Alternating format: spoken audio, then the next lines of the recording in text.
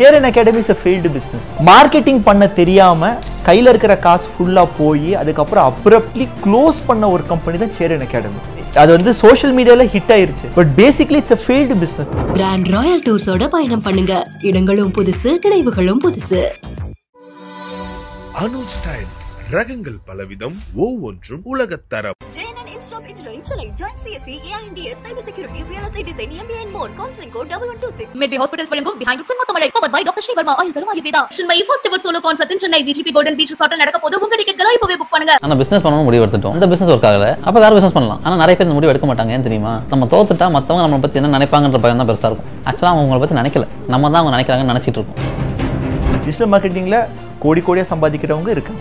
முடியல work out ஆகல அப்படின்னா அதை க்ளோஸ் பண்ணிட்டு வெளியே வர்றது தான் புத்திசாலித்தனம்.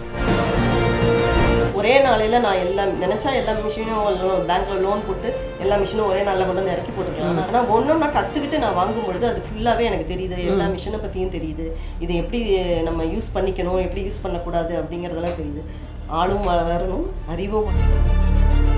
நிறைய பேர் பண்ற ஒரு தவறு மைக்ரோ மேனேஜ்மெண்ட். தம்பி, அதாவது நான் இருந்தால் தான் அதை பார்த்து நான் அது ஓகே பண்ணும், டெவலப்பே ஆகாது. ஐஃபோனே வச்சிருக்கீங்க, நீங்கள் ஒரு மீட்டிங்கில் போயிட்டு அதை அப்படி கவுத்தி வச்சு அந்த 3 கேமரா ஹோல்ஸ் தெரியுது அப்படின்னாலே அது ஒரு ஸ்டேட்டஸ் சிம்பிள் தானே. அப்படிங்கிற மாதிரி உட்காராது. பிராண்ட் அப்படிங்கிற ஒரு விஷயம் இட்ஸ் பேசிக்லி அன் இமோஷன். நாங்கள் ஹலால் சர்டிஃபிகேட் வேணும்னு சொன்னாங்க. கீரை வைக்கிற ப்ராடக்ட்ஸ் ஹலால் டெஃபினட்டாக நிறைய பேர் தப்பாக புரிஞ்சிட்டு இருக்காங்க. ஹலால் சர்டிஃபிகேட் ஒன்லி ஃபார் நான் வெஜிடேரியன் அப்படின்னு தான். ஆனால் அது கிடையாது. நாங்கள் ஒரு 2 கம்பெனிஸ் வச்சுருக்கோம். 2 கம்பெனிக்குமே வந்து ரெஜிஸ்ட்ரேஷனுக்குலாம் உட்காந்து அலைஞ்சிட்டுலாம் இல்லை, எக்ஸ்பர்ட்ஸ் கிட்ட கொடுத்தோம். தே ஹேண்டில் இட். எல்லா விஷயத்துலையும் நான் தான் உள்ள நுழைஞ்சு எல்லாத்தையும் நான் தான் உட்காந்து இந்த ஃபைல் எடுத்து அங்கே பேஸ்ட் பண்ணி அந்த அப்லோட் பண்ணி எல்லாம் நான் தான் பண்ணணும் அப்படிங்கிறது தேவையில்லை. ஒரு ப்ராடக்ட் அப்படிங்கிறது வந்து ஓன் இட் அப்படின்னு சொல்கிறத விட it should sell it self அப்படிங்கிறத நான் சொல்லணும். அப்போ சென்சேஷனலைஸ் ஆகிறதுக்கு அவனுக்கு ஒரு பேர்னிங் கிராக்கர் பேர்ன் பண்ணுறதுக்காக ஒரு பொறி தேவைப்படுது. அந்த பொரியை தான் நாம் கொடுக்கணும். அதுதான் மார்க்கெட்டிங். நம்ம வந்து பிஸ்னஸ் பண்ணிக்கிட்டே இருக்கிறோம், ஆனால் தொடர்ந்து அடி வாங்கிட்டே இருப்பாங்க. டெப்ட் ஆகிட்டே இருக்கும், கடன் வாங்கிட்டே இருப்பாங்க, கடன் ஆகிட்டே இருக்கும். என்ன பண்ணலாம்? அந்த இடத்துல பேஷன் முக்கியமா இல்லை தப்பிச்சுக்கிறது முக்கியமா? அப்படி ஒரு விஷயம் நடக்கும். கண்டிப்பாக எல்லாத்துக்கும் அது மாதிரி நடந்திருக்கும். பட் நம்மளுக்கு வந்து ஒரு தீராத ஒரு பேஷன் இருக்கும். பட் நம்மளுக்கு அது ஒர்க் அவுட் ஆகலைன்னு தெரிஞ்சுக்கும் போது என்ன பண்ணணும்? அந்த இடத்துல எப்படி டிசைட் பண்ணணும்? புத்திசாலித்தனமாக வெளியே வந்துடணும். நீங்கள் வந்து டைமே வேஸ்ட் பண்ணக்கூடாது. நீங்கள் வந்து பால் கறக்காத ஒரு மாட்டுக்கு இது பால் கறக்கும் இன்னொரு 20 வருஷம் நீங்கள் எவ்வளோ மேவு போட்டாலும் உங்கள் காசு தான் வேஸ்ட்டாக போகுது. ஸோ அந்த இடத்துல வந்து நீங்கள் கான்ஷியஸாக டிசிஷன் எடுக்கணும். நான் பிடிச்ச முயலுக்கு 3 கால் தான், அது 3 காலாக தான் இருக்கும் அப்படிங்கிறனா நீங்கள் வந்து ஒரு காலை வெட்டி தான் ஆகணும். இல்லை சரிப்பா இது ஒர்க் அவுட் ஆகாது, எனக்கு இது தேவையில்லை, இது எனக்கு என்னோடய டைமையும் என் காசையும் என்னுடைய உழைப்பையும் இது விரயமாக்குது அப்படின்னா அதை க்ளோஸ் பண்ணிட்டு வேற என்ன பண்ணணும் அப்படிங்கிறத நம்ம போயிடணும். அதுதான் புத்திசாலித்தனம். ஏன்னா நிறைய பேர் என்ன பண்ணுறாங்க அப்படின்னு ஒர்க் அவுட் ஆகும்னு உட்காந்துட்டே இருப்பாங்க. டைம் வேஸ்ட்டு, தேவையில்லாத ப்ரெஷரு. ரெண்டாவது அது டெவலப்மெண்ட்டும் இருக்காது பெருசாக. இதுக்கு ஒரு சிறந்த எக்ஸாம்பிள் என்ன சொல்லணும் அப்படின்னா, நிறைய பேர் புதுசாக இப்போ உள்ளே வராங்க. நான் பிஸ்னஸ் ஸ்டார்ட் பண்ணுறேன் அப்படிங்கிறதுக்காக தே கோ டுவார்ட்ஸ் டிஜிட்டல் மார்க்கெட்டிங். இப்போ அவர் இருக்காரு, அவர் முன்னாடி நான் தைரியமாக சொல்லலாம், அவர் அதில் ஒரு நல்ல ஒரு கிரியேட் பண்ணிட்டார். பட் அவருக்கு தெரியும், நாங்கள் நிறைய டைம் டிஸ்கஸ் பண்ணியிருக்கோம், என்னன்னா டிஜிட்டல் மார்க்கெட்டிங் அப்படிங்கிறது ஒன்று ஸ்டார்ட் பண்ணிடுறாங்க, அதுக்கப்புறம் என்ன பண்ணணும்னு தெரியாது. இதை டிஜிட்டல் மார்க்கெட்டிங்கிறது நான் ஒரு உதாரணத்துக்கு சொல்கிறேன். பண்ணுறதும் தெரியாது. அதுக்கப்புறம் ஒரு 2 நாள் உட்காருவாங்க, 10 நாள் உட்காருவாங்க, 1 வருஷம் உட்காருவாங்க. அப்புறம் பிஸ்னஸ் இல்லைப்பா, பிஸ்னஸ் டிஜிட்டல் மார்க்கெட்டிங் வேஸ்ட் அப்படின்னு சொல்லிட்டு வெளியே வந்துடுவாங்க. பட் டிஜிட்டல் மார்க்கெட்டிங்கில் கோடியாக சம்பாதிக்கிறவங்க இருக்காங்க. ஸோ முடியல வர்க் அவுட் ஆகலை அப்படின்னா அதை க்ளோஸ் பண்ணிட்டு வெளியே வர்றது தான் புத்திசாலித்தனம். வீண் விரயம் நேர விரயம் வேண்டாம். எல்லாருமே அதே தான், எல்லாமே ஒத்து போயிருப்பீங்க போல இருக்கு. ஓகே, முடியாத விஷயங்கள் மனாக்க இவர் சொன்ன மாதிரி காளை மாட்டில் போய் பால் கறக்கணும், முடியாத விஷயம் அது வேணாம். ஆனால் பசு மாட்டில் சில பேர் வந்து கறக்காமல் விட்டுருப்பாங்க. ஏன் கறக்காமல் விட்டுருப்பாங்கன்றது அவங்களுக்கு தான் தெரியும். அதை வந்து அவங்க ஃபெயிலியராக எடுத்துக்குவாங்க. ஆனால் அந்த விஷயத்தில் இன்னொருத்தர் சக்ஸஸ் பண்ணியிருந்திருக்காங்க, உன்னால் சக்ஸஸ் பண்ண முடியலைன்னா நீ தான் தப்பு பண்ணுற ஏதோ ஒரு இடத்துல. ஸோ அப்போ எனக்கு 2 இடத்துல ஃபெயிலியர் ஆயிடுச்சு. ஃபெயிலியரை பார்த்து பயந்தவங்க தான் ஜாஸ்தி. பயந்தவங்க ஜாஸ்தின்ற கூட பயப்படாமல் நடிக்கிறவங்க தான் ஜாஸ்தி. ஸ்டார்ட் அப் ஃபவுண்டர்ஸில் நிறைய பேர் அதில் வந்து நிறைய பேர் முகமுடி என்னையை பொறுத்த ஃபெயிலியர்ன்றது என்னென்னா ஒரு மோசமான மூஞ்சி வச்சிருக்க ஒரு ட்ரெயினர். அவரை பார்த்தாலே பிடிக்காது, ஆனால் அவர் ட்ரெயினர். அந்த ஃபெயிலியர் அந்த அந்த ட்ரெயினர் வந்து கொஞ்சம் கொஞ்சமாக சொல்லி கொடுப்பாரு உங்களுக்கு. ஒவ்வொரு தடவையும் நீங்கள் ஃபெயில் ஆக ஆக ஃபெயிலியர்ன்றது ஒன்று கிடையவே கிடையாது. Actually we are not doing it right. அதை வரையும் ரிப்பீட் பண்ணிக்கிட்டே இருக்கணும். கரெக்டாக பண்ணுறோம், ரிப்பீட் பண்ணிக்கிட்டே இருக்கணும். அதை தான் ஃபெயிலியர்னு எடுத்துட்டோன்னா அது ஃபெயிலியர் தான். அது ஃபெயிலியர் எடுத்துக்க கூடாது. அதை நம்ம ஏன் நான் இதை கேட்குறேன் அப்படின்னா, இங்கே பேஷன்ஸ் அண்ட் கன்சிஸ்டன்சி தான் முக்கியம்னு நம்ம தான் பேசுகிறோம் பிஸ்னஸில். அதே டைமில் இதுவும் நடக்குதுங்கிறப்ப நம்ம எப்படி இதை வந்து பேலன்ஸ் பண்ணுறதுங்கிறது தெரியல. இங்கே நிறைய பேருக்கு அதுதான் இங்கே ஒரு பெரிய குழப்பமாக இருக்குது. அதை தெளிவுபடுத்துறதுக்காக தான் அந்த கேள்வி. டெஃபினட்டாக சர்வைவல்ன்றது அந்த பேலன்ஸ் பண்ணுற விஷயம் இருக்கு இல்லையா, அது பார்த்தீங்கன்னா மெயினான ஃபேமிலி லைஃப் வந்துடும். பிஸ்னஸில் இருக்க கோவத்தை ஃபேமிலியில் போய் காமிப்போம். தேவையில்லாமல் சின்ன பையன் வருவான், அவங்கள கோவத்தை காமிப்போம்.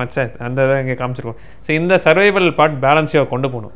இதுக்கு நம்ம ஃபவுண்டரோட மனசு தான் ஒருநிலைப்படுத்தி ஐம்பொருள்களையும் அடக்கி உலகம் தெரிஞ்சு நம்ம ஒரு ஸ்டேட் வரைக்கும் நம்ம யாருன்னு தெரியணும், நம்ம ப்ராடக்ட்ஸ் யாருன்னு தெரியணும். மக்களுக்கு ரீச் ஆனதுக்கப்புறம் ஓகே இவங்க ப்ராடக்ட் நான் சாப்பிட்ருக்கேன், ஒருத்தர் நல்லா இல்லை நம்ம ப்ராடக்ட்னு சொன்னால் நல்லா இருக்குன்னு 10 பேர் சொல்லணும்.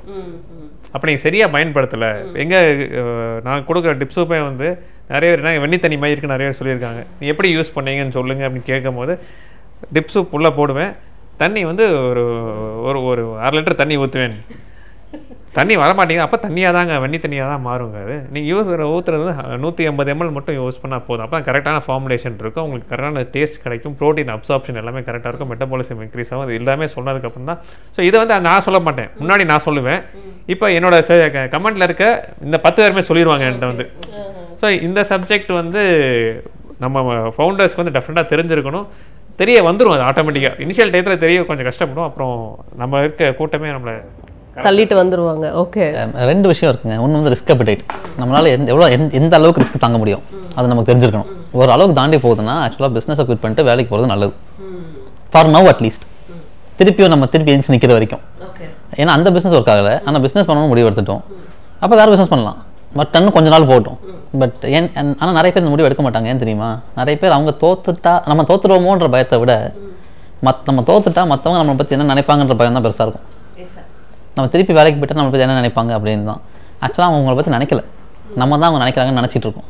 அவங்கவுங்களுக்கு அவங்கவுங்க ஃபேமிலி இருக்குது, அவங்கவுங்க சர்க்கிள் அவங்கவுங்களுக்கு இருக்குது. எல்லாரோட உலகமும் இவ்வளோ தான் சின்னது. அவங்க அதை பற்றி தான் யோசிப்பாங்க. நம்ம உலகம் தான் நமக்கு முக்கியம். ஸோ நம்மளை நம்பி ஒய்ஃப் இருக்காங்க, குழந்தை இருக்காங்க. நம்ம அடுத்த நாளைக்கு நம்ம என்ன பண்ண போகிறோன்றது நம்ம தான் முடிவு எடுக்கணும். ஸோ மற்றவங்க என்ன நினைக்கிறாங்கன்றதை விட இமீடியட்டாக எக்ஸிட் எடுத்துகிட்டு வந்து பிஸ்னஸ்லேருந்து வேலைக்கு போயிட்டு திருப்பி வேறு ஏதாவது நல்ல ஐடியா வரப்போ இல்லை நல்ல எக்ஸிக்யூஷன் நம்மளால் பண்ண முடியறப்போ திருப்பி வரது நல்லது. அது மாதிரி வந்து ரிஸ்க் அப்பிடைட் அந்த பாரை தொடர வரைக்கும். இப்போ அவர் சொன்னார் இல்லையா, பேஷன்ஸ் அப்படிங்கிறது எங்கே ஒர்க் அவுட் ஆகும்னு சொல்லிட்டு, முடியாதுன்னு சொல்லிட்டு மறுபடியும் ஒர்க்குக்கு போகிறாங்க பார்த்தீங்களா, அங்கே தான் பேஷன்ஸ் அப்படிங்கிறது அந்த ஒரு வர்ச்சுவே வரும். ஓகே, இப்போ நான் உங்களுக்கு ஒரு விஷயம் சொல்கிறேன். Cheran academy is a failed business. அது வந்து சோஷியல் மீடியாவில் ஹிட் ஆயிருச்சு. But basically it's a failed business. நான் வந்து கோயம்புத்தூரில் கணபதி அப்படிங்கிற ஒரு இடத்துல ஒரு 3000 ஸ்கொயர் ஃபீட், பிரதருக்கு தெரியும், 3000 ஸ்கொயர் ஃபீட்டில் ஒரு இடத்த போட்டு ஒரு எம்ப்ளாயி மைண்ட் செட்டில் ஒரு கம்பெனி எப்படி ஸ்டார்ட் பண்ணணும்னு ஸ்டார்ட் பண்ணி மார்க்கெட்டிங் பண்ண தெரியாமல் கையில் இருக்கிற காசு ஃபுல்லாக போய் அதுக்கப்புறம் அப்ரப்ட்லி க்ளோஸ் பண்ண ஒரு கம்பெனி தான் சேரன் அகாடமி. அப்போ அங்கேருந்து எல்லா திங்ஸும் என் ஃப்ரெண்ட்ஸ் எடுத்துகிட்டு போயிட்டாங்க, சிஸ்டம் எடுத்துகிட்டு போயிட்டாங்க, அங்கே இருக்கிற ஃபர்னிச்சர்ஸ் எடுத்துகிட்டு போயிட்டாங்க. எனக்காக நான் எடுத்துகிட்டு வந்தது, நான் இப்போ வீடியோஸ் ஒரு சேரில் உட்காந்து போடுறேன் இல்லையா, அந்த பிளாக் சேர் மட்டும்தான் எனக்காக நான் எடுத்துகிட்டு வந்தேன். ஸோ ஒவ்வொரு டைம் இந்த சேர் பார்க்கும்போது ஓகே நீ ஒரு ஃபெயிலியர், ரொம்ப ஆட்டம் போடாது, உட்கார் அப்படிங்கிறதுக்கு தட்ஸ் a ரிமைண்டர். ஸோ அதுக்கப்புறம் என்ன ஆச்சு அப்படின்னு பார்த்தீங்கன்னா, ஐ டுக் அ டைம் ஆஃப். ஒரு 2-3 months I took a time off. But எனக்கு வந்து ஒரு ஈகோ இருந்துச்சு. என்ன ஈகோ அப்படின்னா, மறுபடியும் வேலைக்கு போகக்கூடாதுங்கிற ஈகோ. மறுபடியும் சரி ஓகே, இந்த ஒரு 3 வருஷத்துல நீ வந்து ஒரு கான்டாக்ட் பில்டு பண்ணியிருக்க, இதை எப்படி கமர்ஷியலைஸ் ஆக்கலாம், வேற என்னென்ன விஷயங்கள் நீ லேர்ன் பண்ணலாம், வேற எப்படியெல்லாம் ஓகே கையில் இப்போ ஒரு பைசா காசு இல்லை, எப்படி நீ பவுன்ஸ் பேக் பண்ணலாம், பேசி எப்படி பிஸ்னஸ் எடுக்கலாம். செத்து போகல நீ உயிரோட இருக்கிறல்ல, ஹெயில் அண்ட் ஹெல்த்தியா இருக்கிற, என்ன ஒரு பிஸ்னஸ் லாஸ் ஆச்சு. பட் இப்போ திரும்பி பார்க்கும்போது பண்ண லாஸ் வந்து இட்ஸ் ஜஸ்ட் அ பீனட் தான். அப்போ நான் அந்த டெசிஷன் எடுக்காமல் இருந்ததை இன்னுமே நான் உட்காந்து அழுதுட்டு தான் இருந்திருக்கணும், வருவாங்கன்னு சொல்லிட்டு. பட் அது க்ளோஸ் பண்ணியாச்சு. அதுக்கப்புறம் மூவிங் ஃபார்வர்ட் தானே லைஃப், பிஸ்னஸ் அதுதான், you have to move forward. But அங்கே அப்படியே உட்காந்துட்டு இருந்தோம் அப்படின்னா no one is that to tell the story அப்படிங்கிறது தான். சொல்லணும்னு நினைக்கிறீங்களா? இல்லை, நான் வந்து அதில் கற்றுக்கலான்னு நினைக்கிறேன். இப்போ காலுக்கு செருப்பு எப்படி வந்தது, முள்ளுக்கு நன்றி சொன்னேன். நமக்கு ஒரு கஷ்டம் வரும்பொழுது நம்ம என்ன தப்பு பண்ணோங்கிறது அப்போ தான் உட்காந்து நம்ம ரியலைஸ் பண்ண முடியும். என்ன பண்ணணும், இது ஏன் இப்படி பண்ணிட்டோம் அப்படிங்கிறத. அதை வந்து பின்னாடி நம்ம செய்ய முடியாமல் பார்த்துக்கலாம். அதை இன்னொன்று வந்து நம்ம எப்பொழுதுமே சக்ஸஸை நோக்கியே போயிட்டே இருக்க முடியும். எங்கேயாவது ஒரு இடத்துல அடி வாங்கும். அப்படி வர்றப்ப அடுத்த தடவை நம்ம ஜாக்கிரதையாக இந்த இதை எடுத்து வைப்போம். ஃபஸ்ட்டு எடுத்ததுமே இப்படி செய்யக்கூடாது. ஸோ அதில் ஒரு நல்ல லெசன் கற்றுக்குவோம் அப்படின்னு நான் நினைக்கிறேன். இந்த தோல்வி இப்போ எனக்கு என்னன்னா, நம்ம எந்த இடத்துல அடுத்து தப்பு பண்ணுறோம் அப்படின்னா நல்லா போயிட்டு இருக்கோம், ஸ்கேல் பண்ணணும்னு நினைப்போம். அந்த இடத்துல எல்லாரும் பயங்கரமாக அடி வாங்குவாங்க. ஸோ அங்கே அவங்க பண்ணுற தப்பு என்னன்னு தெரிஞ்சுக்கலாமா? Nice. Some businesses are not ஸ்கேலபிள்ங்க.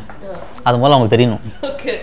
Some businesses should not scale. இப்போ லைஃப் ஸ்டைல் பிஸ்னஸ் வச்சுருப்பாங்க, ரொம்ப நல்லா போயிட்டுருக்கும். அவங்க ஒரு 1 கோடி 2 கோடி டர்ன் ஓவர் பண்ணிட்டு இருப்பாங்க, ரொம்ப நல்லா போயிட்டுருக்கும். ஆனால் அவங்க ஸ்கேல் பண்ணணும்னு நினைப்பாங்க. ஆனால் அந்த பிஸ்னஸ் ஸ்கேலபிள் பிஸ்னஸே இருக்காது. அவங்க இல்லைன்னா அந்த பிஸ்னஸ் ஒர்க் ஆகாது. Which means it's not scalable. அவங்க ஸ்கேல் பண்ணக்கூடாது. அவங்க ஸ்கேல் பண்ணணும்னா அதுக்கு வேறு ஏதாவது பண்ணணும். அந்த பிஸ்னஸை ஸ்கேல் பண்ணக்கூடாது. ஏன்னா அது நல்லா ஒர்க் ஆகிற பிஸ்னஸ் ஸ்கேல் பண்ண ட்ரை பண்ணாங்கன்னா அதுவும் ஒர்க் ஆகாது. But some businesses, most businesses are scalable provided we have good systems and processes. நம்ம வந்து ஸ்கேல் பண்ண ஆரம்பிச்சிருவோம், ஆனால் அதுக்கப்புறம் சிஸ்டம் பில்ட் பண்ணிக்கலாம்னு நினைப்போம். அது ஒர்க் ஆகாது. You need systems and processes up front. அதனால தான் நல்ல சிஓவாக இருந்தாங்கன்னா நல்லது. ஒரு நல்ல ஆப்ரேஷன்ஸ் பர்சன் நம்ம கூட யாராவது இருக்காங்க, இல்லை ஆப்ரேஷன்ஸ் தெரிஞ்சவங்க யாராவது இருக்காங்க அப்படின்னா ஸ்கேல் பண்ணுறது கொஞ்சம் ஈஸியாகிடுது. ஸோ ஆப்ரேஷன்ஸ் தெரிஞ்சவங்க யாராவது இருந்தாங்கன்னா ஸ்கேல் பண்ணுறது கொஞ்சம் ஈஸியாகிடுது. இது தவிர ஃபண்டிங், நம்மக்கிட்ட வர்ற பணத்தையே ஸ்கேல் பண்ணுறதுக்கு யூஸ் பண்ண முடியும் அப்படின்னா பண்ண முடியாதுங்க. We need more money. Which means கொஞ்சம் கொஞ்சமாக ஸ்கேல் பண்ண போகிறோம். கொஞ்சம் கொஞ்சமாக க்ரோத் வேறு, ஸ்கேலிங் வேறு. ஸ்கேலிங்னா ரொம்ப பெரிய க்ரோத், அதனால தான் ஸ்கேல்னு சொல்கிறாங்க அது. ஸோ அட் ஸ்கேல் ஒரு விஷயத்தை பண்ணணும்னா you need amazing distribution and you need a lot of money. So அதுக்கான பாத்வே நம்மக்கிட்ட இருக்கா? நமக்கு வந்து அடுத்தடுத்த ரவுண்ட் எப்போ ரைஸ் பண்ண போகிறோம்னு தெரியுமா? If at all you going for raising, இல்லைனா பேங்க் ஃபண்ட்ஸ் எப்போ வரப்போகுதுன்னு தெரியுமா? இதெல்லாம் முன்னாடியே கொஞ்சம் தெரிஞ்சு வச்சுருந்தோம்னா அந்த ஸ்கேலிங் ப்ராசஸ் கொஞ்சம் சீம்லெஸ்ஸாக இருக்கும். இல்லைனா ஸ்கேல் பண்ண ஆரம்பிச்சதுக்கப்புறமா நடுவில் போய் எங்கேயாவது நிற்போம். ஆனால் அந்த டைமில் அவ்வளவு உங்கள் ஓவரேஜ் ரொம்ப அதிகமாக இருக்கும். ஸோ மொத்தமாக மேனேஜ் பண்ண முடியாமல் இருக்கும். So I would say that funding is very important and operations. நான் ஏன் இந்த கொஸ்டின் வச்சேன் அப்படின்னா, நம்ம கண்கூடா நிறைய பிஸ்னஸை பார்க்குறோம். ஃபார் எக்ஸாம்பிள் ஒரு செயின் ஆஃப் ரெஸ்டாரண்ட்ஸ் எடுத்துக்கிறோம் அப்படின்னா ஆரம்பத்தில் ரொம்ப சூப்பராக இருக்கும்.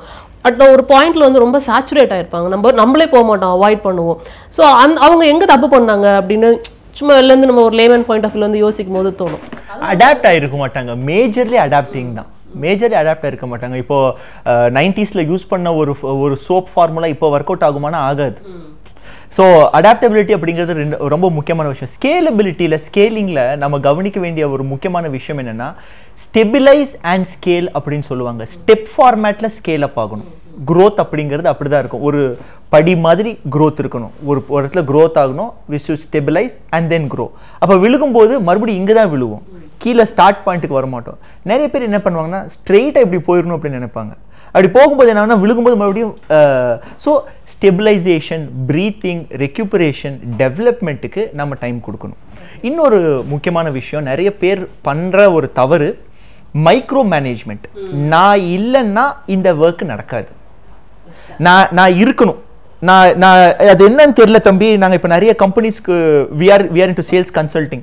ஸோ நாங்கள் கன்சல்டிங் பண்ணும்போது ஓனர்ஸ் கிட்ட நாங்கள் பேசும்போது அவங்க சொல்கிற ஒரு விஷயம், தம்பி அதாவது நான் இருந்தால் தான் அதை பார்த்து நான் அது ஓகே பண்ணும், டெவலப்பே ஆகாது. அப்போது சுதர்ஷன் சொன்ன மாதிரி தான், நீங்கள் வந்து அந்த இடத்துல 100% சிஸ்டம்ஸை ஃபோக்கஸ் பண்ணணும். ரெண்டாவது, நீங்கள் அந்த ஹைரிங் அண்ட் டீம் ஒரு கொஸ்டின் கேட்டிருந்தீங்களே, அதுக்கு வந்து இந்த பதிலும் பொருந்தும். என்னென்னா, அவங்கள இண்டிவிஜுவலைஸ் ஆக்குறது எப்படிங்கிறத நம்ம ஃபோக்கஸ் பண்ணணும். அவங்களுடைய ரோல்ஸ் அண்ட் ரெஸ்பான்சிபிலிட்டிஸ் என்னங்கிறத ரொம்ப தெளிவாக சொல்லி ஃபஸ்ட்டு இனிஷியல் 3 months டைமில் we should show them how it is ton.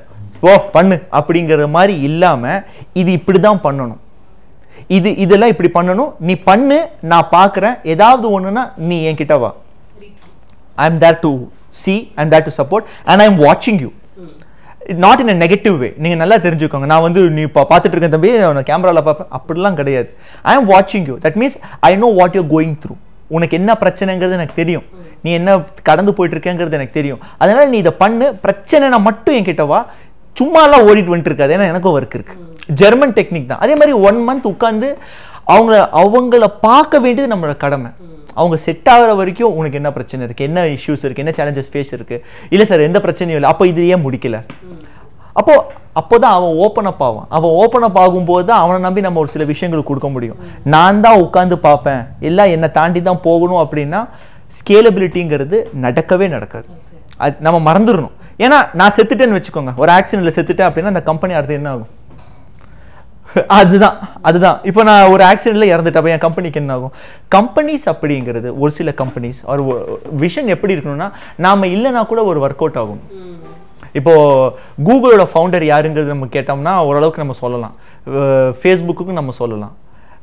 இப்போ மெர்சிடிஸ் பென்ஸோட ஃபவுண்டர் யாருன்னா அந்த பேர்லயே இருக்கு. ஷெவர்லேயோட ஃபவுண்டர் யாருன்னு சொன்னா நம்ம எப்படி சொல்ல முடியும்? பட் அது ஓடாம இருக்கா? பல வருடங்கள் தாண்டி அந்த ஓனர்ஸையும் தாண்டி மேபி யூஎஸ்ல ஹவுஸ் ஹோல்ட் நேமா இருக்கலாம், பட் இங்க நம்ம யாருன்னே தெரியாது. பட் அது இன்னும் ஓடிட்டு தானே இருக்கு. அதுதான் ப்ராசஸ். ஸோ சிஸ்டம்ஸில் ஃபோக்கஸ் பண்ணணும். அட்டானமஸாக பண்ணுறதுல என்ன பண்ணணுங்கிறத ஆரம்பிக்கும் போது அந்த ஒரு மைண்ட் செட்டில் நம்ம ஸ்டார்ட் பண்ணணும். அதை நிறைய பேர் பண்ணுறதில்ல, அது தவறு. ஸ்கேலிங்கை பற்றி பேசிகிட்டு இருக்கோம் சார். கமிங் டு ஓகே, என்னைய பொறுத்தவரையும் ஸ்கேலிங்னு பார்த்தீங்கன்னா ப்ராடக்ட் பேஸ்டாக இருக்கிறனால பேஸாக இருக்க சப்ளை செயின் வந்து கிராக் பண்ணிடணும். ப்ராடக்ட் பேஸில் வந்து சப்ளை செயின் கிராக் பண்ணிட்டனாலே உங்களுக்கு வந்து ஸ்கேலிங் வந்து ரொம்ப ஈஸியாக இருக்கும். க்ரோத்லேருந்து ஸ்கேலிங் போயிடலாம் ஃபுல்லாக. நிறைய பேர் சப்ளை செயின் கிராக் பண்ணாமல் ஸ்கேலிங் போயிடுவாங்க. ஃபுல்லாக ஃபண்டிங் வாங்கிடுவாங்க, போதுமான காசு இருக்கும், அட்வர்டைஸ்மெண்ட்ஸ் கொடுத்துருவாங்க, ரீச் நல்லா வந்துடும், ஆர்டர்ஸ் வந்துடும். நம்ம கிட்ட ப்ரொடக்ஷன் கெப்பாசிட்டி பார்த்தீங்கன்னா எக்ஸாம்பிள் 1 ஹவருக்கு 1000 பாக்ஸஸ் தான் பண்ண முடியும்னா ஆர்டர் வந்து 10,000 பாக்ஸ் வந்திருக்கும் நம்மளுக்கு. ஸோ அப்போ என்ன பண்ணுவோம், வில் ஸ்டாப் ஆர்டர், பேர் கெட்டு போயிடும்.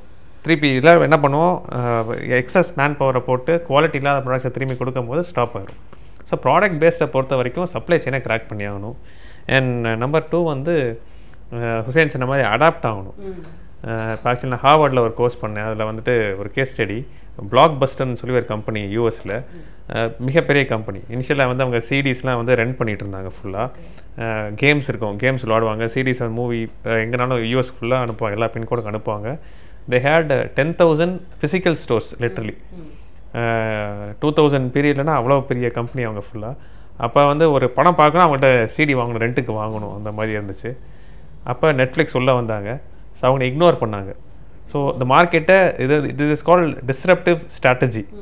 மார்க்கெட்டை டிஸ்டர்ப் பண்ணுறதுக்கு ஒருத்தன் வருவாங்களே, அவங்கள அடாப்ட் பண்ணணும், புது டெக்னாலஜியை வந்து அடாப்ட் பண்ணணும்.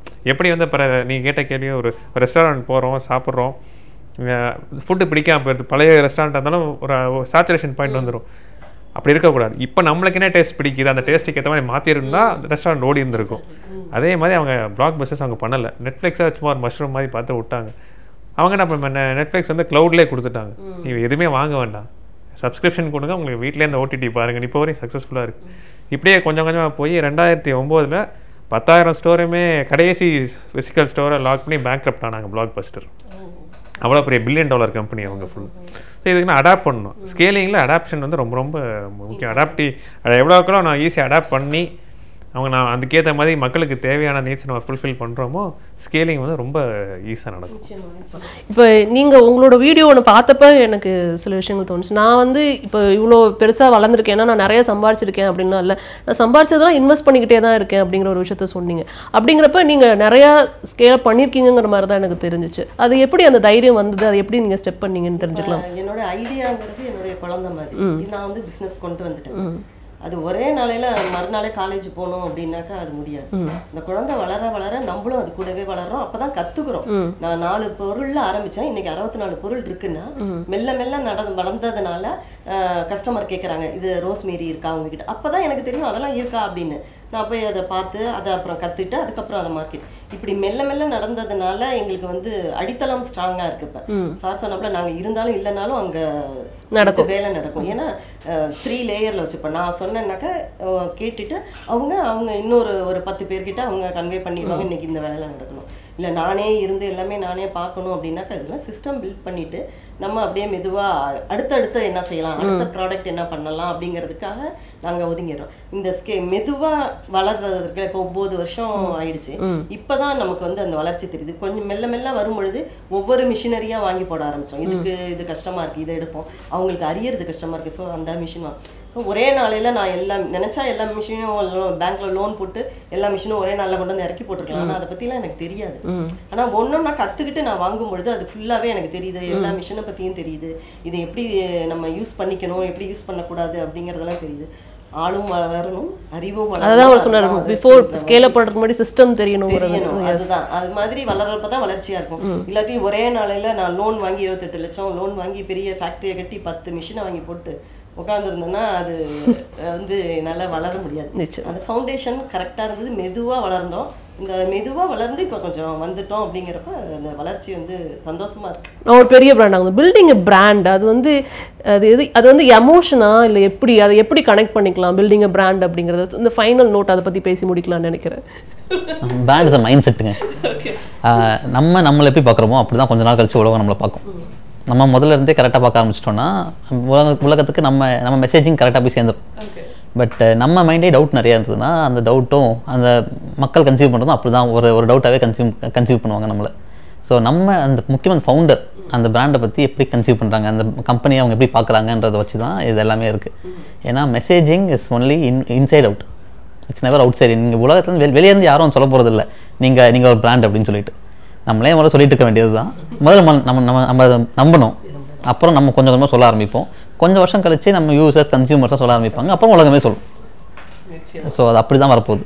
So it's inside out game. முதல்ல உங்களுக்கு தெரியும், அப்புறம் உங்களுக்கு டீமுக்கு தெரியும், அப்புறம் உங்கள் கன்சியூமர்ஸ்க்குலாம் தெரியும், கொஞ்ச நாள் கழிச்சு எல்லாருக்கும் தெரியும்.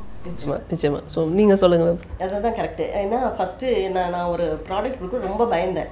நல்லா இருக்குன்னு சொல்லுவாங்களா, நல்லா இல்லைன்னு சொல்லி யாராவது ஒருத்தங்க நல்லா இல்லைன்னு சொல்லிட்டா ரொம்ப பயப்படுவேன். வந்து கருவேப்பிலை கொஞ்சம் முடிக்கு நல்லா இருக்கும்னு சொல்லிட்டு நிறையா போட்டேன். இப்போ சொன்னாங்க புளிசாதம் மாதிரி வாடாடிக்குது. நான் ரொம்ப பயந்துட்டேன் அவங்க சொல்கிறம்போது. அப்புறம் வேறு யாராவது இப்படி யாராவது சொல்லிடுவாங்களோ அப்படிங்கிற மாதிரி ஒரு பயம் இருந்தது. அப்போ நான் நினச்சேன், ஏன் நம்ம நல்ல பொருள் நல்லா செய்கிறோம், இனிமேல் அப்படி சொன்னாக்கா நம்ம பயப்படக்கூடாது. நம்ம பொருள் நல்லா இருக்குன்னு நம்ம தான் சொல்லணும். ஸோ அவங்க நல்லா இல்லைன்னு சொன்னால் கூட நீங்கள் எப்படி யூஸ் பண்ணீங்க, தலையில் 1 மணி நேரம் வச்சுருந்தேன்பாங்க. ஏங்க தலையில் போய் 1 மணி நேரம் வச்சா அப்புறம் காஞ்சி போயிடும். அப்புறம் அதை சுரண்டுறதுக்கு போட்டு அப்புறம் ஹேர் போட்டால் தான் செய்யும். ஸோ 20 நிமிஷத்துக்கு மேலே எதுவும் வைக்காது. அதை வந்து அதுக்கப்புறம் தான் நான் கற்றுக்கிட்டேன். இல்லாட்டி யாராவது ஃபோன் பண்ணி இது நல்லாவே இல்லையா அப்படின்னா, ஐயோ நல்லாவே இல்லையா, ஏன் இப்படி நல்லா இல்லை அப்படின்னு எனக்கு பதற ஆரம்பிச்சிடும். அதுக்கப்புறம் நானே ஒரு 2-3 தடவை இது பண்ணிட்டு, கிடையாது என் பொருள் நல்ல பொருள், நீ யூஸ் பண்ண தெரியாமல் நீங்கள் யூஸ் பண்ணியிருக்கீங்க, இப்படி செஞ்சு பாருங்க. சரி ஆமாம் மேடம், நான் அடுத்த தடவை நெக்ஸ்ட் டைம் நான் யூஸ் பண்ணி பார்க்குறேன்பாங்க. 2-3 நாள் கழிச்சு திருப்பி நான் ஃபோன் பண்ணுவேன். இப்போ யூஸ் பண்ணீங்களா அப்படி, ஆமாம் நீங்கள் சொன்ன மாதிரியே கரெக்டாக இருந்தது, நல்லா இருந்தது அப்படின்னு சொல்லுவாங்க. ஸோ அது மாதிரி இவங்க சொன்ன மாதிரி நான் முதல்ல நல்லா இருக்குன்னு நான் நம்பி, நான் சொன்னதுனால அப்புறம் அவங்களும் நம்பி, இப்போ அவங்க சொல்லி மற்றவங்களும் நம்புகிறாங்க. Super super. ஸோ பில்டிங் எ பிராண்ட் சார். ஸோ இப்போ நிறைய பேர் ஒரு கனவோடு இருப்பாங்க இல்லையா, ஸோ அவங்களுக்கும் நீங்கள் என்ன சொல்லணும்னு நினைக்கிறீங்கிறத சேர்த்து சொல்லிடுங்க. டெஃபினட்டாக என்னைய பொறுத்தவரைக்கும் பிராண்டு வந்து ட்ரஸ்ட்டில் ஆரம்பித்து ஸ்டேட்டஸ் சிம்பிளில் முடிகிறது தான் பிராண்டு. வாங்கும் போது ஒரு ட்ரஸ்ட்டில் வாங்குகிறாங்க, அதை வாங்கி 4 பேர்த்துக்கு சொல்லும் போது, நானும் இந்த நிறைய பேர் வந்து ஈவன் தோ முடக்கத்தான் கீரை சூப் இருக்கும், முடக்கத்தான் வந்து கசப்பு, நல்லா கசப்பு உங்களுக்கு தெரியும். இந்த கசப்பு தன்மை வந்து சில பேர்த்துக்கு பிடிக்காது. இருந்தாலும் நான் வந்து கீரை கடையோட சூப் குடிக்கிறேன்னு சொல்லி ஜெர்மனியில் ஒருத்தர் வந்து ஃபோட்டோ எடுத்து போட்டிருந்தாரு. அப்புறம் ஃபோன் பண்ணி சொன்னார், உண்மையிலே குடித்தேன், கசந்துச்சு, இருந்தாலும் நான் 4 பேர் அதை பார்த்துட்டு பாராட்டிட்டு போனாங்க எனக்கு, அதனால நான் குடித்தேன் அப்படின்னாரு. அது எனக்கு வந்து முடக்கத்தான் கீரையோட ஸ்டேட்டஸ் சிம்பிள் ஜெர்மனியில் போய் பிரதிபலிக்குதுன்றது ரொம்ப சந்தோஷமாக இருந்துச்சு. ஸோ அதுக்கு காரணம் வந்து இந்த பிராண்ட், அந்த ட்ரஸ்ட். அதுக்கப்புறம் என்ன சொன்னால், ரெகுலராக கன்சியூம் பண்ண அப்படின்னா அந்த கசப்புத்தன்மை வந்து முட்டு வலி சரியாக போகுது, எனக்கு யூரிக் ஆசிட்ஸ் முட்டில் சேர்ந்துருக்குது சரியாக போச்சுன்னு சொன்னார். ஸோ இதுதான் வந்து ஷார்ட் ட்ரஸ்ட்டில் ஆரம்பித்து ஸ்டேட்டஸ் சிம்பிளில் முடிகிறது தான் பிராண்ட். Super super. ஸோ நீங்கள் ஆக்சுவலி பிராண்டில் வந்து நம்ம எப்படி யோசிக்கலாம் அப்படின்னா, சில பேர் வந்து எமோஷனலாக கனெக்டடாக இருப்பாங்க சில பிராண்ட்ஸில், சில பேர் வந்துட்டு அது ஒரு ஸ்டேட்டஸ் சிம்பிளாக பார்ப்பாங்க. பட் நம்ம ஒரு ப்ராடக்ட்டை வந்து நம்ம டிசைன் பண்ணுறோம், ஒரு சர்வீஸ் டிசைன் பண்ணுறோன்னா, நீங்கள் எப்படி அதை பிராண்டாக பார்ப்பீங்க, எந்த விஷயத்தில் எப்படி பார்ப்பீங்க நான் தெரிஞ்சுக்கணும்னு நினைக்கிறேன். ஆக்சுவலி பிராண்ட் அப்படிங்கிற ஒரு விஷயம் ரொம்ப சிம்பிளாக சொல்லணும் அப்படின்னா, நீங்கள் சொன்னதோட மிக்சர் தான் அது. இட்ஸ் பேசிக்லி அன் இமோஷனை எக்ஸிபிட் பண்ணணும். இப்போ நீங்கள் ஸ்டேட்டஸ் சிம்பிள்னு சொன்னீங்க இல்லையா, அது ஒரு இமோஷன் தானே.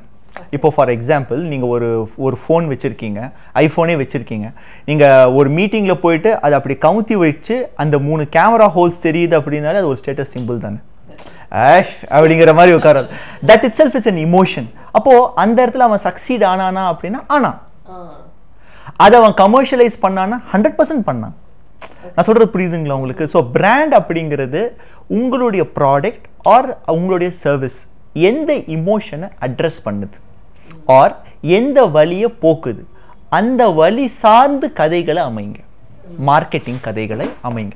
அந்த வழி சார்ந்து பேசுங்க அண்ட் அந்த வழி சார்ந்து உங்களுடைய ப்ராடக்டை நகர்த்திட்டு போங்க. டி ஸ்கில் லேர்னிங் அப்படிங்கிற ஒரு கான்செப்ட் இருக்கு. இது வந்து பிஸ்னஸ் ஓனருக்கு, ப்ராடக்ட் இப்போ நான் சொல்லிட்டேன், பிஸ்னஸ் ஓனருக்கு சொல்கிறேன். டி ஸ்கில் லேர்னிங், டி அப்படிங்கிற ஒரு வார்த்தை இப்படி இருக்கும், ஓகேவா? ஸோ இது அப்படிங்கிறது நாம் படிக்கக்கூடிய விஷயங்கள், நிறைய விஷயங்களை படிக்கணும், அதை ஒரு விஷயத்தில் இம்ப்ளிமெண்ட் பண்ணணும். ஸோ இப்போ நான் வந்து இப்போ சார் சொன்னார் ஹார்வர்டில் போய் நான் ஒரு விஷயம் படித்தேன் அப்படின்னு சொல்லிட்டு, அதை படித்தது எங்கே கொண்டு போய் இம்ப்ளிமெண்ட் பண்ணார்? அவருடைய பிஸ்னஸில் தான் இம்ப்ளிமெண்ட் பண்ணார். அதை பேஸ் பண்ணி மார்க்கெட்டிங் பற்றி படிச்சிருப்பாரு. அது மார்க்கெட்டிங் தனியாக ஒரு ஏஜென்சி ஸ்டார்ட் பண்ணாரா? இல்லை. என்னோட பிஸ்னஸ் அதை எப்படி கொண்டு வந்து இம்ப்ளிமெண்ட் பண்ணணும் அப்படிங்கிறது தான். ஸோ அந்த மாதிரி தான் நாம் we should equip our self our enrich our self with knowledge. அதை என் பிஸ்னஸ்க்கு எப்படி கொண்டு வந்து கொடுக்க போகிறேன், அது வந்து நான் செக்ரிகேட் பண்ணல, டீவியேட் பண்ணல, என் பிஸ்னஸ்க்கு எப்படி கொண்டு வந்து கொடுக்குறேன் அப்படிங்கிறத நான் ஃபோக்கஸ் பண்ணணும். இன்னொரு ரொம்ப முக்கியமான விஷயம் பிராண்டிங்கை பொறுத்த வரைக்கும், இப்போது அண்ணா ஒன்று சொன்னார், அது வந்து வி ஷுட் ஓன் இட் அப்படிங்கிறது. அதில் வந்து எனக்கு ஒரு சின்ன ஒரு மாற்று கருத்து இருக்குது. ஒரு ப்ராடக்ட் அப்படிங்கிறது வந்து ஓன் இட் அப்படின்னு சொல்கிறத விட it should sell it self அப்படிங்கிறத நான் சொல்லணும். அது வந்து அதுவாகவே விற்க ஆரம்பிச்சிடணும். இட் ஷுட் பிகம் எப்படி சொல்கிறது, ஒரு சென்சேஷனலைஸ் ஆகிடணும், சென்சேஷனலைஸ் ஆகணும். அப்போ சென்சேஷனலைஸ் ஆகிறதுக்கு அவனுக்கு ஒரு பேர்னிங் கிராக்கர் பேர்ன் பண்ணுறதுக்காக ஒரு பொறி தேவைப்படுது. அந்த பொரியை தான் நாம் கொடுக்கணும். அதுதான் மார்க்கெட்டிங். அந்த இடத்துல அந்த இமோஷன் நம்ம யூஸ் பண்ணணும். ஸோ இமோஷன் இல்லாமல் majority of B2C, D2C businesses will never work. B2Bக்கு ஒர்க் அவுட் ஆகும், இமோஷன் இல்லாமல் நான் ஒர்க் அவுட் பண்ணிட முடியும். ஏன்னா அது வந்து நம்ம பார்க்கவே மாட்டோம், அது ஃபேஸ் வேல்யூவே ஃபேஸே கிடையாது. பட் D2C அண்ட் B2Cக்கு 100% இமோஷன் வேணும். நீங்கள் வந்து தாய் பேஸ்ட் ஆட்ஸ் எல்லாம் நீங்கள் பாருங்கள், ஒரு இன்சூரன்ஸ் கம்பெனிக்கு அழ வைக்கிற மாதிரி ஒரு ஆட் இருக்கும், அப்படின்னு அழுதுட்டு இருப்போம், நம்ம அதை ஷேர் பண்ணியிருப்போம், பார்த்தா கடைசியில் ஒரு இன்சூரன்ஸ் கம்பெனி அப்படிங்கிறது கொண்டு வந்து வைப்பாங்க. இமோஷன் கனெக்ட் ஆகும், அது மூலியமாக சொல்ல வேண்டியது சக்ஸஸ் ஆச்சுன்னா ஆச்சு. ஸோ இமோஷன்ஸில் நம்ம ஃபோக்கஸ் பண்ணணும். ஸ்டார்ட் பண்ணிட்டோம், எல்லாம் ஃபிக்ஸ் பண்ணியாச்சு, ஓகே. இந்த லீகல் விஷயங்கிற சில பாயிண்ட்ஸ் இருக்குல்ல, ரொம்ப முக்கியமான பாயிண்ட்ஸ், அதுக்காக தான் அதை கேட்குறேன். ஸோ அது வந்து நம்ம கண்ட்ரி அவ்வளோ ஈஸியாக இருக்கா? நம்ம ஒரு பிஸ்னஸ் ஸ்டார்ட் பண்ணுறோம் அப்படிங்கிறப்ப இந்த லீகல் விஷயமா இருக்கட்டும், ஸ்டப்ஸ் ஒரு ஜிஎஸ்டி இந்த மாதிரி விஷயங்கள் வந்துட்டு ஈஸியாக இருக்கா நம்மளுக்கு? அதை நான் தெரிஞ்சுக்கணும்னு ஆசைப்பட்றேன். அதாவது கிருத்திகா, என்னென்னா நம்ம ஒரு விஷயம் தெரிஞ்சுக்கணும். நிறைய பேர் இப்போ என் கூட இன்ஸ்டாகிராமில் இன்டராக்ட் பண்ணுற நிறைய நண்பர்கள் கேட்குற ஒரு விஷயம் எங்கே அதிகமாக கேட்குறாங்க அப்படின்னா, இந்த registration, GST, it's not a matter at all. இப்போ நான் ஆடிட்டர் ஒரு என்டிட்டி, ரெண்டாவது என்டிட்டி கம்பெனி செக்ரட்டரி, இவங்க 2 பேர் தான் வந்து ஒரு கம்பெனி ரெஜிஸ்ட்ரேஷனுக்கும் அண்ட் அக்கௌண்ட் ஹேண்ட்லிங்க்கும் இருக்கக்கூடிய 2 என்டிட்டிஸ். இந்த 2 என்டிட்டிஸ் கிட்ட நீங்கள் போய் இப்போது கம்பெனி ரெஜிஸ்டர் பண்ண போகிறோம் அப்படின்னா, கம்பெனி செக்ரட்டரிஸ் இவங்களும் சிஏ மாதிரியான ஒரு என்டிட்டி, நம்ம நிறைய பேர் யூஸ் பண்ணுறதில்ல இவங்களுடைய சர்வீசஸை. இவங்ககிட்ட போயிட்டு எனக்கு இந்த மாதிரி ஒரு கம்பெனி ஃபார்ம் பண்ணி கொடுத்துருங்க அப்படின்னு சொன்னோம்னா, they ask for certain details, நம்ம அதை ப்ரொவைட் பண்ணிட்டோன்னா அந்த ப்ராசஸ் அவங்க பார்த்துட்டு இருப்பாங்க. எல்லா விஷயத்துலையும் நான் தான் உள்ள நுழைஞ்சு எல்லாத்தையும் நான் தான் உட்காந்து இந்த ஃபைல் எடுத்து அங்கே பேஸ்ட் பண்ணி அந்த அப்லோட் பண்ணி எல்லாம் நான் தான் பண்ணணும் அப்படிங்கிறது தேவையில்லை. நாம் ஒரு சில பேர் எக்ஸ்பர்ட்ஸ் கிட்ட அதை கொடுத்துட்டு நம்ம ஒர்க்கை பார்க்க ஆரம்பிக்கலாம். அதனால நான் என்ன சொல்வேன் அப்படின்னா, பேசிக்ஸ் தெரிஞ்சுக்கிறது கண்டிப்பாக வேணும். இப்போ ஜிஎஸ்டி எப்படி ஃபைல் பண்ணணும், நில் ரிட்டர்ன்ஸ் எப்படி ஃபைல் பண்ணணும், டாக்ஸேஷன்ஸோட பேசிக்ஸ் தெரிஞ்சுக்கிட்டா போதும். So that they will guide as, அவங்க நம்மளை கைட் பண்ணுவாங்க. நம்ம இது எப்படிங்கிறது கொஸ்டின் கேட்டு தெரிஞ்சுக்கலாம் எக்ஸ்பர்ட்ஸ் கிட்ட. பட் நான் அதிலே தான் உட்காந்துட்டு இருப்பேன், இதுதான் ஒரு முக்கியமான வேலை அப்படின்னா கிடையாது. நம்மளுடைய ஒர்க் என்ன, ப்ராடக்ட்டோ சர்வீஸோ டெவலப் பண்ண வேண்டியது, நெட்வொர்க் பில்ட் பண்ண வேண்டியது, மார்க்கெட்டிங் பண்ண வேண்டியது, ஸோ கஸ்டமர் ஐடென்டிஃபிகேஷன், இதை நோக்கி தான் போயிட்டு இருக்கணும். இது அந்த எக்ஸ்பர்ட்ஸ் கிட்ட கொடுத்தா பண்ணிடுவாங்க. அதுதான் நான் சொல்லுவேன். இப்போ நாங்கள் ஒரு 2 கம்பெனிஸ் வச்சுருக்கோம், 2 கம்பெனிக்குமே வந்து ரெஜிஸ்ட்ரேஷனுக்குலாம் உட்காந்து அலைஞ்சிட்டுலாம் இல்லை, எக்ஸ்பர்ட்ஸ் கிட்ட கொடுத்துட்டோம். தே ஹேண்டில் இட். ஜிஎஸ்டி ப்ராசஸாக இருந்தாலும் சரி, every thing they handle. So அதுதான் என்னோட ஒரு சஜஷனாக இருக்கும். பிளக் அண்ட் பிளேவாக இருக்கிறவங்க கிட்ட கொடுத்துட்டு நீ உங்கள் ஒர்க்கை பாருங்க. நிச்சயமா இப்போ நீங்கள் அதை அவுட் சோர்ஸ் பண்ண சொல்கிறீங்க ஆக்சுவலி, அது வந்துட்டு அந்த மாதிரி விஷயங்களை. பட் நிறைய பேருக்கு வந்து அங்கே தான் ஒரு பயம் வருது, இதெல்லாம் தெரிஞ்சிருக்கணும், இதெல்லாம் தெரியாமல் நம்ம இறங்கக்கூடாது, நாளைக்கு இதுக்கு இவ்வளோ டேக்ஸ் போட்டாங்க என்ன பண்ணுறது, ஜிஎஸ்டி இப்படி வந்துச்சுன்னா என்ன, இந்த மாதிரி நிறைய டவுட்ஸோடையே நிறைய பேர் தெரியுறதை நம்மளால் பார்க்க முடியும். ஸோ அவர் சொல்கிறப்ப நீங்கள் அதை எக்ஸ்பர்ட்ஸ் கிட்ட கொடுத்துருங்க அப்படிங்கிறாரு. ஸோ அதை எப்படி நினைக்கிறீங்க நீங்கள்? Actually I would like to double down on it. Experts கிட்ட கொடுத்தா நமக்கு டைம் டைம் நிறைய சேவ் ஆகும். அந்த டைமை நம்ம பிஸ்னஸாக போடலாம் ஆக்சுவலாக. இல்லைனா நம்ம ஒன்றே கற்றுட்டு இருக்கணும்னா பண்ண முடியாது. We can be experts of everything. அது முதல்ல வந்து we have to come to peace with it. No matter நம்ம எவ்வளவு இன்டெலிஜென்ட்டாக இருந்தாலும் எல்லாத்தையும் நம்ம பண்ண முடியாது. நம்ம அந்த இடத்துக்கு வந்துடணும். ஏன்னா டைம் வந்து லிமிட்டடாக தான் இருக்குது. எல்லாத்தையும் பண்ணிகிட்டு இருக்க முடியாது. எல்லாத்தையும் செஞ்சுட்டு இருந்தால் பிஸ்னஸை சரியாக பார்க்க முடியாது. ஸோ அவுட் சோர்ஸ் பண்ணிடலாம். ஆனால் ஆரம்ப காலத்தில் நம்மளால் அவுட் சோர்ஸ் பண்ணுறதுக்கு பணம் இல்லை அப்படின்னா look for cheaper sources but still out source. For example still out source. Look for cheaper sources like இப்போ வந்து எக்ஸாம்பிள் சொல்லணும்னா ஸ்டார்ட் அப் டிஎன் வந்து இப்போ தே டூ கோர்சஸ் மாதம் அதை ப்ரோக்ராம் நடத்துகிறாங்க. அவங்க ரொம்ப கம்மியாக ரெஜிஸ்ட்ரேஷன்லாம் பண்ணி தராங்க. அது மாதிரி ஆப்ஷன்ஸ் இருக்கலாம். நீங்கள் வெளியே பண்ணால் 30,000 ஆகும், இங்கே பண்ணால் 10,000 ஆகும்னா 10,000 போங்க. But still get it, but still out source it. Don't do it. நம்மளே உட்காந்து பண்ணிட்டு இல்லைனா find CFO, let them do it. அது ஃப்ரீ, ஈக்விட்டி தான். So free. ஸோ இது மாதிரி ஏதாவது பண்ண முடியுமான்னு பார்க்கலாம். அண்ட் ரெஜிஸ்ட்ரேஷன் பொறுத்த வரைக்கும் எடுத்த உடனே ப்ரைவேட் லிமிட்டடாக போகணும்லாம் இல்லை. எல்லாரும் ப்ரைவேட் லிமிட்டடாக போகணும் அதெல்லாம் வந்து இல்லை. ஆனால் எடுத்தோடனே பீப்புள் வந்து they going to private limited பெரிய கம்பெனி அப்படின்னு. அஃப்கோர்ஸ் ட்ரீம் பெருசு, பண்ணணுன்றது பெருசு தான். ஆனால் I know sole proprietorship companies there are 800 crores in ரெவென்யூலாம். அதெல்லாம் இருக்காங்க.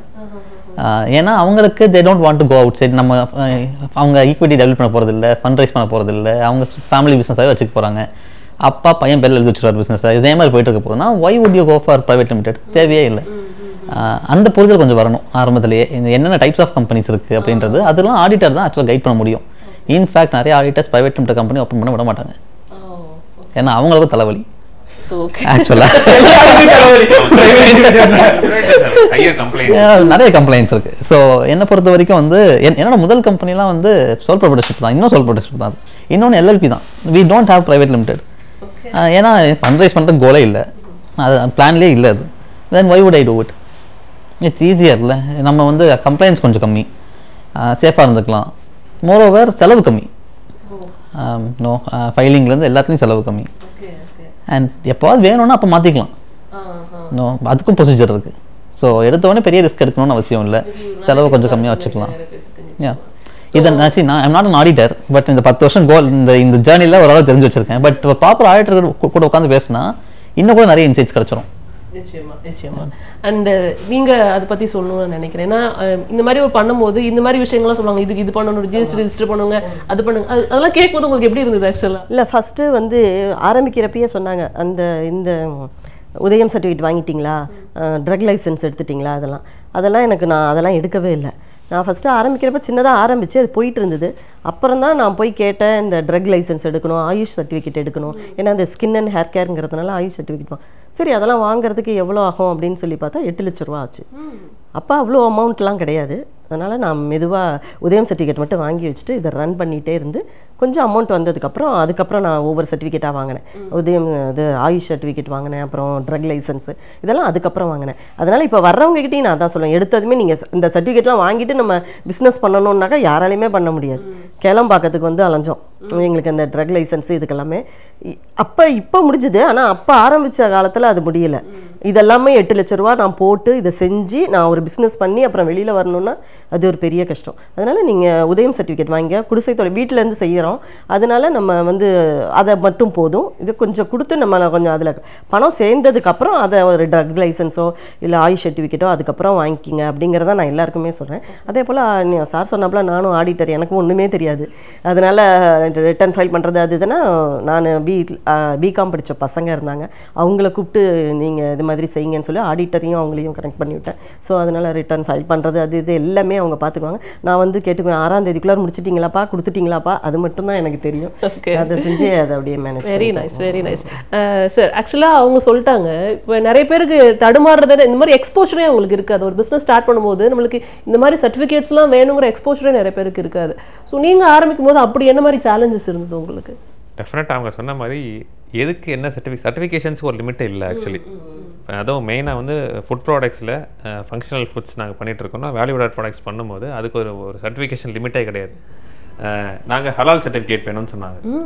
கீரை வைக்கிற ப்ராடக்ட் ஹலால் டெஃபினட்டாக. நிறைய பேர் தப்பாக புரிஞ்சிட்டு இருக்காங்க, ஹலால் சர்டிஃபிகேட் ஒன்லி ஃபார் நான் வெஜிடேரியன் அப்படின்னா.